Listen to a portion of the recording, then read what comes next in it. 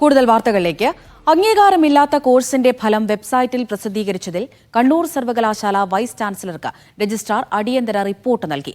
വിശദ അന്വേഷണത്തിന് VC syndicate ഉപസമിതിയെ നിയോഗിച്ചു. വയനാട് WMO കോളേജിലെ BCom CA കോഴ്സിന്റെ ഫലമായിരുന്നു പ്രസിദ്ധീകരിച്ചിരുന്നത്. സുനിൽ ഐസക് വിവരങ്ങൾ നൽകാനായി കണ്ണൂരിൽ നിന്ന് ചേരുന്നുണ്ട്. സുനിൽ, നേരത്തെ ഈ കേറിപ്പ് പദ്ധതിക്കെതിരെയൊക്കെ KSU രംഗത്ത് വന്നിട്ടുണ്ടായിരുന്നു. ഇപ്പോൾ രജിസ്ട്രാർ വിശദീകരണം നൽകിയിരിക്കുകയാണല്ലോ. എന്തുകൊണ്ട് ഇങ്ങനെയൊരു പിഴവ് പറ്റി എന്നുള്ള കാര്യത്തിൽ നിലവിൽ ഒരു വ്യക്തത വന്നിട്ടുണ്ടോ? അതല്ല കൂടുതൽ അന്വേഷണങ്ങൾക്ക് ശേഷമായിരിക്കുമോ മനസ്സിലാകുക?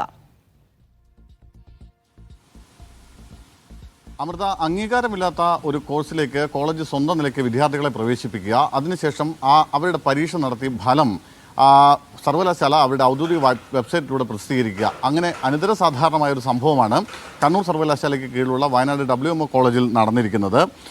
എന്തായാലും ഇതുമായി ബന്ധപ്പെട്ട് വലിയ ആരോപണം ഇന്നലെ KSU ഉന്നയിച്ചിരുന്നു. ഈ കേറേപ്പ് എന്ന് പറയുന്ന പുതിയ സോഫ്റ്റ്വെയർ, ആ സോഫ്റ്റ്വെയറിൽ ഉണ്ടാകുന്ന അപാകതയാണ് ഇതിൻ്റെ കാരണമെന്നാണ് KSU പ്രധാനമായും ഉന്നയിച്ച ആരോപണം.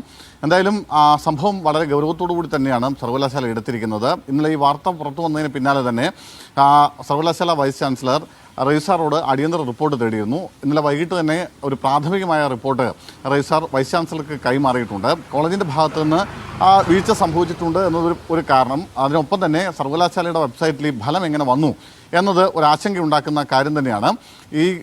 ഈ കോഴ്സിലേക്ക് സർവകലാശാലയിൽ കഴിഞ്ഞ വർഷം തന്നെ അതിൻ്റെ അഫിലിയേഷന് വേണ്ടി കോളേജ് അനുമതിക്ക് അപേക്ഷ നൽകിയിരുന്നു. പക്ഷേ കഴിഞ്ഞ വർഷം സിൻഡിക്കേറ്റ് സമിതി അവിടെ പരിശോധന നടത്തിയെങ്കിലും ആ കോഴ്സിന് അനുമതി നൽകിയില്ല. തുടർന്ന് ഈ വർഷത്തേക്ക് അനുമതി നൽകാനുള്ള ഫയലുകളും മറ്റുമൊക്കെ നീങ്ങുന്നുണ്ട്.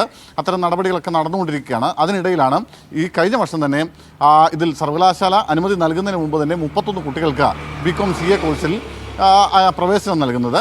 എന്തായാലും അങ്ങനെ പ്രവേശനം നൽകിയത് വലിയ തെറ്റാണ്. അതിനൊപ്പം തന്നെ ഈ കുട്ടികളുടെ ഫലം എങ്ങനെ സർവകലാശാല സോഫ്റ്റ്വെയറിൽ ഔദ്യോഗികമായി തന്നെ പ്രസിദ്ധീകരിച്ചു എന്നതാണ് ആശങ്കയുണ്ടാക്കുന്ന ചോദ്യം. എന്തായാലും ഇത് സംബന്ധിച്ച് വിശദമായ അന്വേഷണം നടത്താനാണ് സർവകലാശാലയുടെ തീരുമാനം. അതിൻ്റെ ഭാഗമായി സിൻഡിക്കേറ്റ് ഒരു ഉപസമിതിയെ 4 അംഗ ഉപസമിതിയെ നിയോഗിച്ചിട്ടുണ്ട്.